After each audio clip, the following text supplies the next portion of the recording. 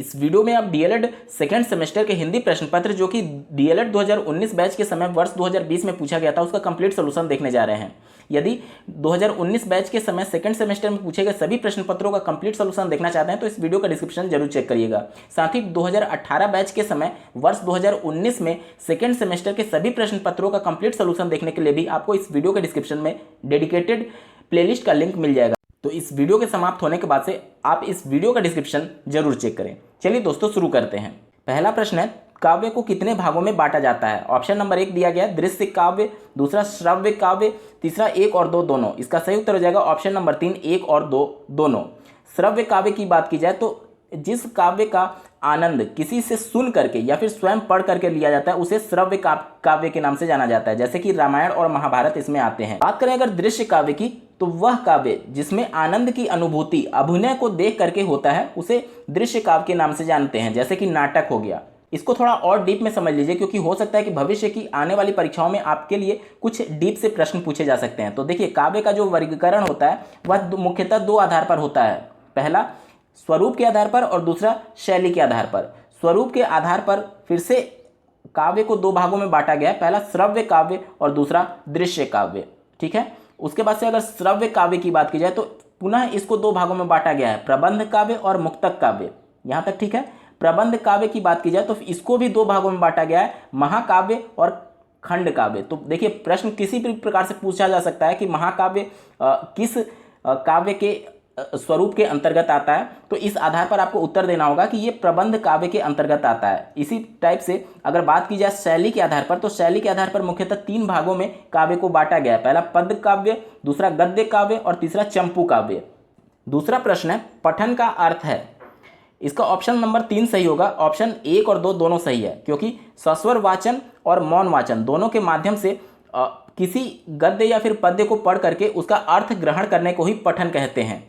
तो सस्वर वाचन और मौन वाचन दोनों पठन के अंतर्गत ही आता है। तो ऑप्शन नंबर 3 1 और 2 दोनों सही उत्तर होगा। तीसरा प्रश्न है, मौन वाचन का उद्देश्य है। तीसरा प्रश्न है, मौन वाचन का उद्देश्य है। ऑप्शन नंबर 1 वाचन गति का विकास, दूसरा पठित सामग्री का अधिग्रहण, तीसरा वाचन का अभ्यास और चौथा 1 और 2 दोनों। इसके सही उत्तर की बात की जाए तो चौथा ऑप्शन 1 और 2 दोनों उत्तर सही होगा। देखिए, वाचन गति का विकास, इसका मतलब ये हुआ कि एक अध्ययन के अनुसार ये देखा गया कि कक्षा 6 के जो बालक होते हैं उनमें सस्वर वाचन 1 मिनट में वो 170 शब्द बोलते हैं और मौन वाचन के तहत वह 1 मिनट में 210 शब्द बोलते हैं। तो यहाँ पर देख लीजिए कि मौन वाचन से वाचन गति का विकास हो रहा है, क्योंकि अगर सस्वर वाचन कर रहा है तो सिर्फ 170 शब्द बोल पाता है और अगर मौन वाचन करता है तो 210 शब्द 1 मिनट में ही कक्षा 6 का बालक बोल लेता है। तो वाचन गति का विकास तो हो ही रहा है, मतलब उसकी गति में विकास हो रहा है। दूसरी बात करें, पठित सामग्री का अधिग्रहण। अधिग्रहण का मतलब होता है कि किसी चीज को पढ़ करके उसका अर्थ ग्रहण करना। तो मौन वाचन की ये विशेषता है और इसका उद्देश्य भी है कि किसी चीज को पढ़ करके उसका अर्थ ग्रहण करना। देखिए, तीसरा ऑप्शन जो दिया गया वाचन का अभ्यास, ये ऑप्शन गलत है। क्यों? क्योंकि वाचन का अभ्यास आप सिर्फ मौन वाचन से नहीं कर सकते, सस्वर वाचन से भी तो वाचन का अभ्यास कर सकते हैं। तो ये सिर्फ मौन वाचन के उद्देश्य की बात की जा रही है, इस वजह से तीसरा ऑप्शन नहीं हो सकता है। और अगर सही उत्तर की बात की जाए तो ऑप्शन नंबर 4 1 और 2 इसका दोनों सही उत्तर होगा, तीसरे का ऑप्शन नंबर 4। चौथा प्रश्न है कि जो शब्दांश किसी शब्द के आदि में लगकर उसके अर्थ को बदल देता है वह कहलाता है। देखिए, आदि का मतलब होता है प्रारंभ।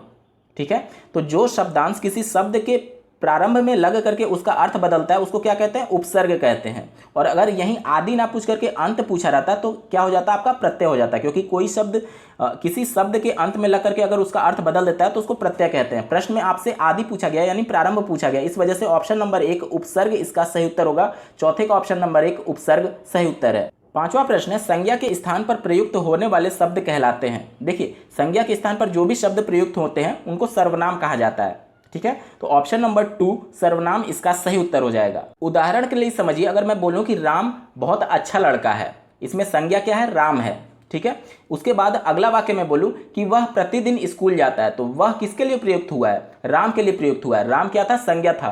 तो संज्ञा के स्थान पर जो वर्ड प्रयुक्त होते हैं उसी को सर्वनाम कहा जाता है। तो यही प्रश्न में आपसे पूछा गया था, पांचवे का ऑप्शन नंबर 2 सर्वनाम सही उत्तर हो जाएगा। अब बात करेंगे अति लघुत्तरीय प्रश्नों की। छठा प्रश्न था, समास किसे कहते हैं? तो 2 या 2 से अधिक शब्दों के मेल से जो एक नया सार्थक शब्द बनता है, इसी प्रक्रिया को समास कहा जाता है। देखिए, संधि में वर्णों का मेल होता है और समास में शब्दों का मेल होता है। 7वां प्रश्न है, मौलिक लेखन किसे कहते हैं? मौलिक का अर्थ होता है नया, नवीन, और लेखन का अर्थ होता है अपने विचारों को अभिव्यक्त करना लिख करके, यानी कि अपने नए विचारों को लिख करके अभिव्यक्त करना ही मौलिक लेखन कहलाता है। 8वां प्रश्न है कि लिंग किसे कहते हैं? लिंग का शाब्दिक अर्थ होता है चिन्ह। संज्ञा के जिस रूप से किसी व्यक्ति विशेष के पुरुष जाति या फिर स्त्री जाति के होने का बोध होता है उसे लिंग कहते हैं। लिंग 2 प्रकार के होते हैं, पहला पुल्लिंग, दूसरा स्त्रीलिंग। जैसे कि अगर मैं बोलूं कि राम खाना खाता है तो इसमें जो संज्ञा राम है वह पुरुष जाति का बोध करा रहा है, यहाँ पर पुल्लिंग होगा। और अगर यही मैं बोलूं कि राधा गाना गाती है, इसमें जो संज्ञा है राधा वह स्त्री जाति का बोध करा रही है, इस वजह से यहाँ पर राधा स्त्रीलिंग से संबंधित होगी। 9वां प्रश्न है, गद्य और पद्य में अंतर स्पष्ट कीजिए।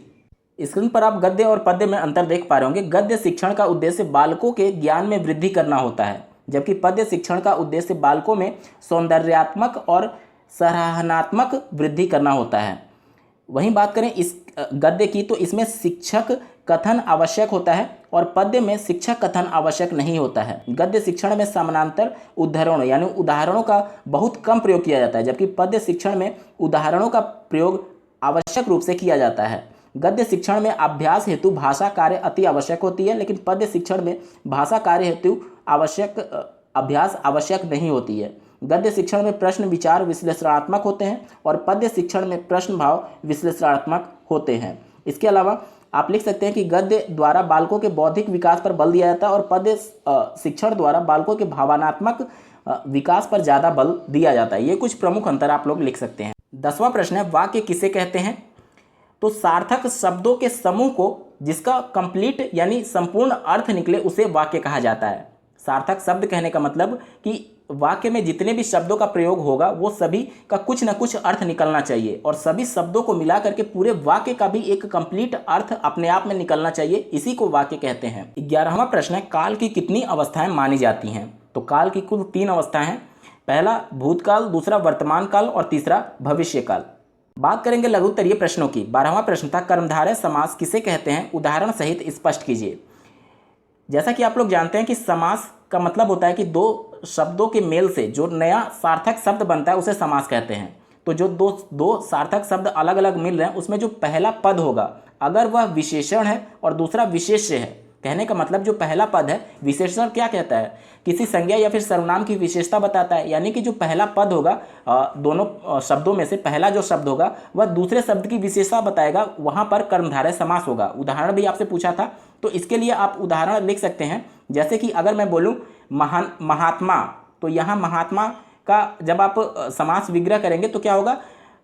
आत्माओं में जो महान है, मतलब कि महान क्या है? आत्मा है। देखिए महान धन आत्मा, तो यहाँ पर जो पहला शब्द है महान वह दूसरे शब्द आत्मा की विशेषता बताता है कि आत्मा महान है।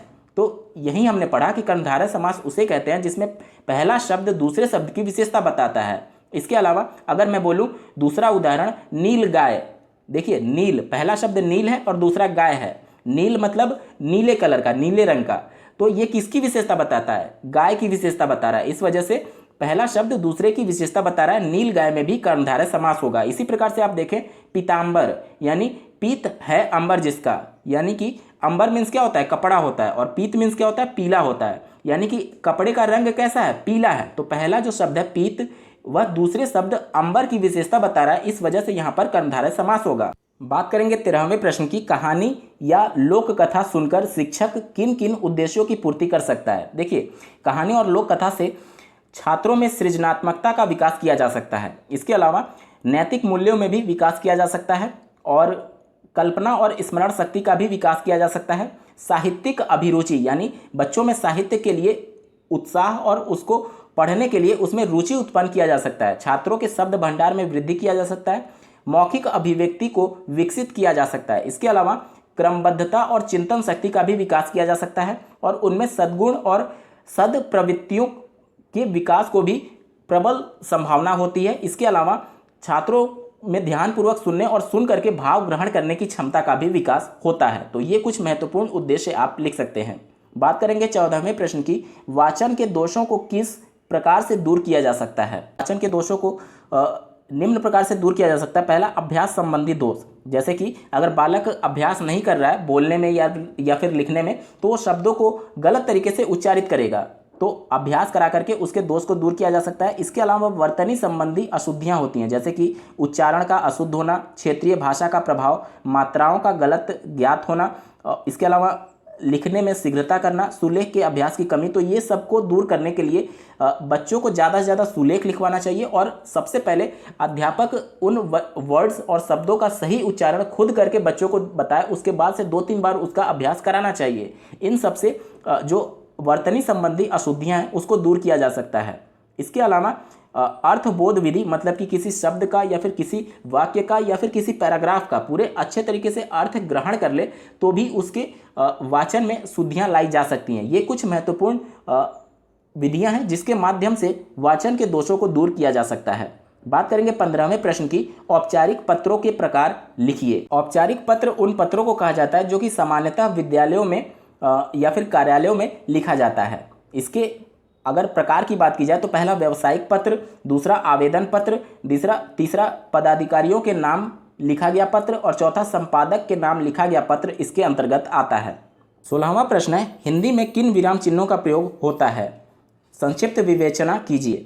सबसे पहले विराम चिन्ह को समझ लीजिए। तो जब भी हम वाक्य को लिखते या फिर बोलते समय कहीं पर थोड़ा बहुत बीच में रुकते हैं तो भाषा को स्पष्ट और अर्थवान और भावपूर्ण बनाने के लिए, लिखित भाषा में इस ठहराव को दिखाने के लिए कुछ विशेष प्रकार के चिन्हों का प्रयोग किया जाता है जिसे विराम चिन्ह कहा जाता है। और किन किन विराम चिन्हों के बारे में आपसे पूछा गया था कि प्रयोग किया जाता है, तो यहाँ पर आप देख सकते हैं अल्प विराम जिसे कॉमा बोला जाता है, पूर्ण विराम जिसे खड़ी पाई बोला जाता है, विस्मयादि बोधक विराम चिन्ह, निदेशक चिन्ह, विवरण चिन्ह, अर्ध विराम जिसे सेमीकोलन बोला जाता है, प्रश्न सूचक चिन्ह जिसे क्वेश्चन मार्क बोला जाता है। इसके अलावा अवतरण चिन्ह जिसे डबल इन्वर्टेड या फिर सिंगल इन्वर्टेड कामा बोला जाता है और योग चिन्ह जिसे प्लस बोला जाता है। इतिश्री जब किसी लेख की समाप्ति होती है तो नीचे बनाया जाता है। समता चिन्ह मतलब बराबर दिखाने के लिए। कोष्ठक चिन्ह आप जानते होंगे, मझला कोष्ठक, बड़ा कोष्ठक और छोटा कोष्ठक। इसके अलावा लाघव चिन्ह, जैसे डॉक्टर आप लिखते हैं संक्षिप्त में तो डा लिख करके और एक बिंदु लगा देते हैं, इसी को जो बिंदु लगाया जाता है या फिर गोला किया जाता है इसे लाघव चिन्ह बोला जाता है। इसके अलावा योजक चिन्ह भी प्रयोग किया जाता है। तो ये सब कुछ महत्वपूर्ण विराम चिन्ह है जिसके बारे में आप संक्षिप्त में एक एक लाइन लिख सकते थे। 17वां प्रश्न है, उच्चारण के विभिन्न भेदों को लिखिए। उच्चारण के भेद में आप 2 प्रकार से लिख सकते हैं। पहला शुद्ध उच्चारण जिसे मानक उच्चारण भी कहा जाता है और दूसरा अशुद्ध उच्चारण। जैसा कि अगर बोला जाए कि क्षेत्रीयता के प्रभाव की वजह से अभ्यर्थी अशुद्ध उच्चारण करने लगते हैं, जैसे कि अगर कोई हरियाणा राज्य का कोई अभ्यर्थी है और कोई बिहार राज्य का अभ्यर्थी है तो दोनों के वर्तनी उच्चारण में बहुत सारा अंतर हो जाता है। इसके अलावा अगर उसको सही से ज्ञान नहीं है तो भी वह अशुद्ध उच्चारण करने लगता है। तो मुख्यतः उच्चारण के 2 भेद बताए गए हैं, पहला अशुद्ध उच्चारण, दूसरा शुद्ध उच्चारण। शुद्ध उच्चारण को ही मानक उच्चारण भी कहा जाता है जो कि व्याकरण संगत होता है और अशुद्ध उच्चारण में विभिन्न प्रकार की त्रुटियां हो सकती हैं। 18वां प्रश्न पूछा गया था, लिखित अभिव्यक्ति के मुख्य कौन कौन से साधन हैं?